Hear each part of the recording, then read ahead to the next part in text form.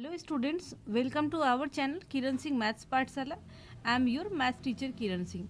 बच्चों, आज के वीडियो में हम लोग एक्सरसाइज 5.1 के रेस्ट क्वेश्चंस को सॉल्व करने जा रहे हैं। इसके पहले के वीडियो में हम लोग एक्सरसाइज 5.1 के क्वेश्चन नंबर 4 तक को सॉल्व कर चुके थे।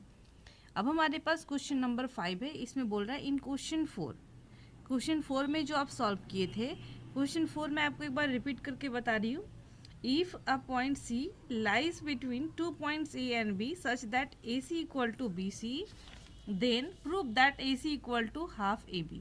यानी AC equal to half AB हम लोग उसमें प्रूव कर चुके थे। AC equal to half AB है, यानी AC AB का आधा है, हाफ है। इसका मतलब क्या है कि point C is called the mid point of line segment AB। AB line segment का ये क्या है, मिड पॉइंट है, एकदम बीचों बीच में है। तो prove that every line segment has one and only one mid point. सबसे पहले हम लोग फिगर ड्रॉ कर लेते हैं इसका। ये मान लीजिए हमारे पास ए बी ये लाइन सेगमेंट है, इसमें सी हमारे पास ये इसका मिड पॉइंट है। तो हमें प्रूव करना है कि एवरी लाइन सेगमेंट, हर एक जो लाइन सेगमेंट है, देखें, prove that every line segment has one and only one mid point. सिर्फ सी ही मिड पॉइंट होगा, कोई और नहीं हो सकता है। तो इस क्वेश्चन को प्रूव करने के लिए हमें कंट्राडिक्शन मेथड का यूज़ करना पड़ेगा। कंट्राडिक्शन मेथड का मतलब होता है जो चीज़ें हमें प्रूव करनी है हम लोग उसका अपोजिट मान लेते हैं। यानी हमें प्रूव करना है कि एक ही मिड पॉइंट होता है, लेकिन हम लोग मान लेंगे एक नहीं, दो मिड पॉइंट पॉसिबल है।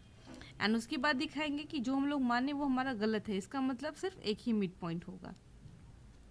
तो सबसे पहले हम लोग लिखते हैं यहाँ पर, late us assume.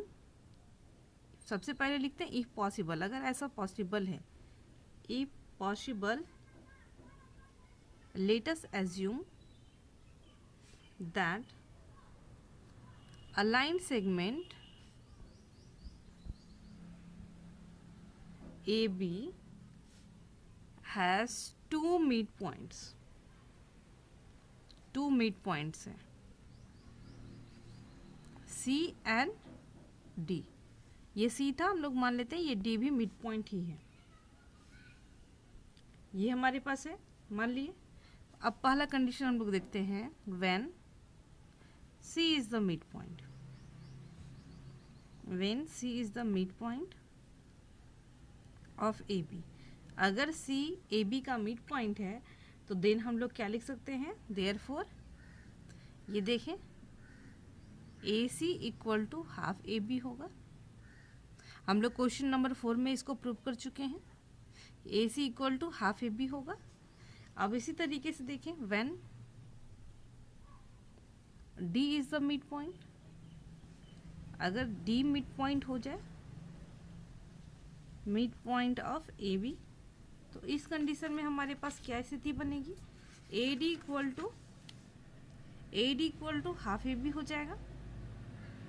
Therefore A D equal to half A B, ये सेकेंड इक्वेशन हो गया। अब हमारे पास देखिए, from equations 1 and 2, from equations 1 and 2 we get. अब देखिए RHS दोनों का बराबर है तो LHS भी बराबर होना चाहिए। तो हमारे पास हो जाएगा AC equal to AD।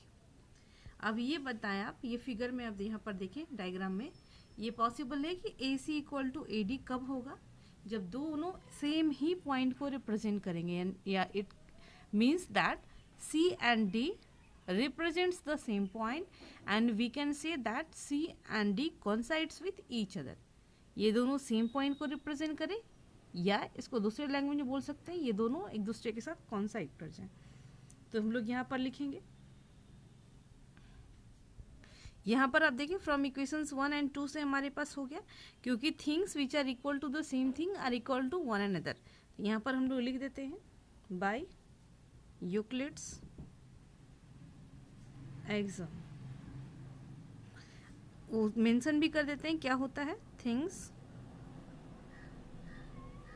Which are half of the same thing are equal to one another. एक दूसरे के बराबर होगा। ये यूक्लिड्स एक्सम से हमारे पास हो गया। अब ये आप देखें AC इक्वल टू AD हो गया। अब यहाँ पर दोनों पॉसिबल कब है, तो यहाँ पर लिखेंगे this is possible, this is possible only if C and D coincides। जब दोनों कॉन्साइड्स कर गए, इसका मतलब C and D different different points नहीं है, सेम ही पॉइंट को रिप्रेजेंट कर रहा है। Therefore our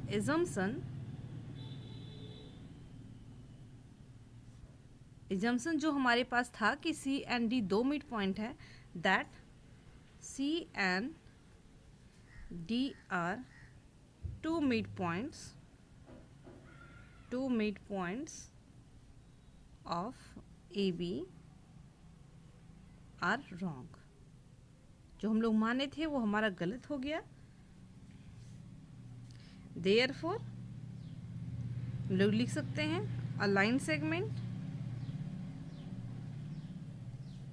has one and only one mid point. इसका मतलब क्या है, हर एक लाइन सेगमेंट का सिर्फ और सिर्फ एक ही मिड पॉइंट होता है।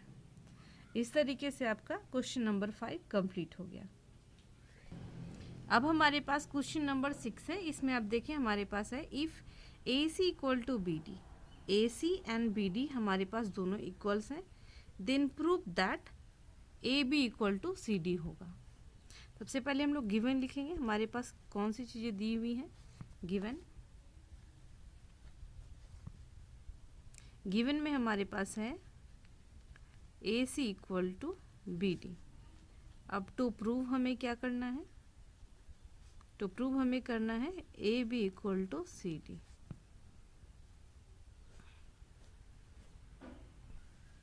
अब हमारे पास प्रूफ है, ये देखें। अब हमारे पास जो चीज़ दी हुई है उसी से हम लोग प्रूफ करना स्टार्ट करेंगे। हमारे पास सबसे पहले दिया हुआ है AC इक्वल टू BD। अब आप देखिए ये हमारे पास AC है, ये BD है, दोनों में कॉमन चीज़ कौन सी आ रही, BC। अगर हम BC को सब्ट्रैक्ट कर दे दोनों साइड से, तो हमारे पास अगर AC माइनस BC होगा तो AB बन जाएगा, एंड BD में से भी BC को सब्ट्रैक्ट करेंगे तो हमारे पास CD बच जाएगा। तो हम लोग लिखेंगे सब्ट्रैक्टिंग